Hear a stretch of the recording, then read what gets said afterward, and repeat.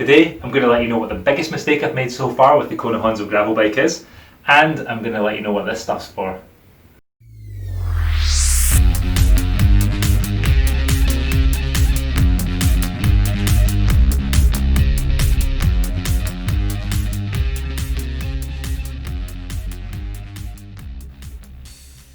So here's the big mistake. Can you guess what it is? Maybe a bit easier from this angle. So the Kona Honzo frame is supposed to take up to a 32 or 34 tooth ring, and I decided that I was going to try to use a boost spacing 36 tooth ring. That's a 3mm offset, and based on having seen other people saying that they've used them online, I thought this is going to be fine, but actually it clashes on the chainstay. So what I've done is I've switched to a 0mm offset chainring, so basically a totally flat one, and hopefully, based on my measurements, that's going to miss the chainstay and allow me to run a 40 tooth front ring on the Honzo. So this totally flat 40 tooth SRAM chainring is from Superstar Components, and I had 2 orders to make from the UK. So I better stick these on, and one thing I would say though, that purple is lovely, isn't it?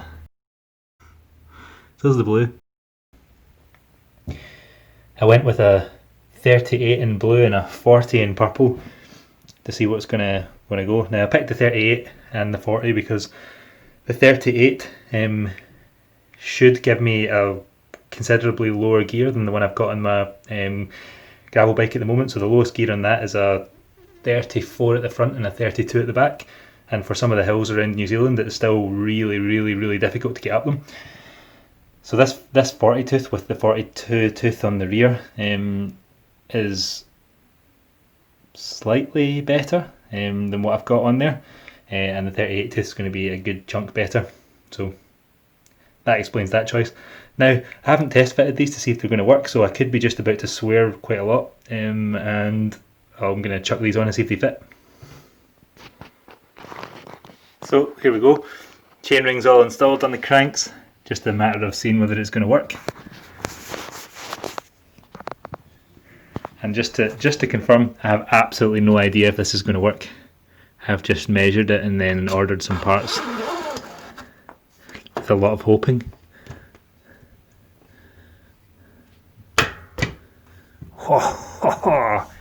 Yes, here we go. Plenty of room. Now when that tightens up it should still be fine, so I'm going to tighten this on and see how it goes. So there we go, all tightened up, pulled in as hard as it's going to go, and there's enough room for it to fit, so I'm pretty happy with that. The 3mm offset is going to mean a slightly worse chain line, especially in the lowest gear, but for the sort of normal gears I'm going to be cruising in, because this is a gravel bike, it's going to be probably going in the bigger half of the cassette more often than not. It should work perfect. Just a quick one, this is how I'm going to cut the steerer on the carbon whiskey forks, using 2 old stems, one clamped in the vise, forks down there, and I'm going to use these instead of using this tool here, which is the right tool for the job. But the alternative choices I have is taking this one apart with these 2 Allen key bolts and sticking an extra spacer in here so that the carbon blade fits, because the carbon blade's wider than a normal hacksaw blade, or using a normal hacksaw blade, or this. So I'm going with this. Next thing, I've got these Pan Racer Gravel King tyres in 50C. I really quite wanted the Nile blue ones, but I couldn't get them in 50C anymore. And I wasn't sure which one of these kind of similar coloured tyres there was. There was sandstone and ivory, I think. I think the ivory one would have been the right choice, but sandstone is not quite a match for my bike. It kind of looks a bit more like a tea-stained white colour rather than the, I don't know what colour that will describe that Kona as. Anyway, going to chuck these on, set them up tubeless. So I'm guessing with this volume, and I'm guessing 100mm is the right volume to put in here. Using some PT sealant, giving it a good shake. How does that look? Oh, that's about 60. 100 mil is going to be quite a lot.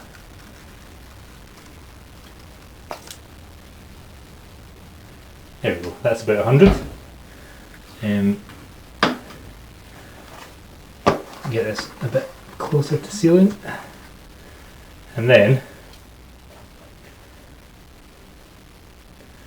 here's what the glitter's for. So, the idea with chucking a little bit of extra glitter in is, in addition to all the little particles inside the sealant, it gives something else to clog up any holes you get in your tyre. Hopefully it'll work, but even if it doesn't, isn't it pretty? Oh well, you win some and you lose some. Didn't manage to get the setup for the tubeless working properly. I'm going to have to use an air compressor. I tried a couple of ghetto kind of tricks, like using one inflated tyre to connect to the other and throw as much air in as I possibly could, but nah, none of it's working, so air compressor might help me. I've just set them both up with tubes at the moment. Here's how this Kona's looking. It's actually pretty smart now.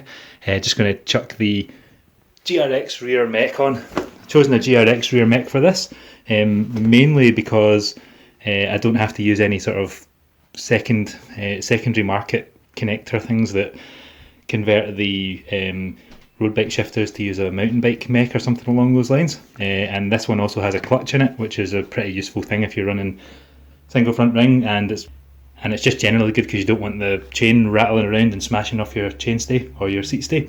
Keeps the chain nice and tight, keeps the bike quiet, stops it damage and stuff. Here's what you get in the box when you're buying a GRX rear mech that's for cables rather than whatever that other stuff's called, DI2 or something. You know, the kind of stuff where you have to recharge your batteries.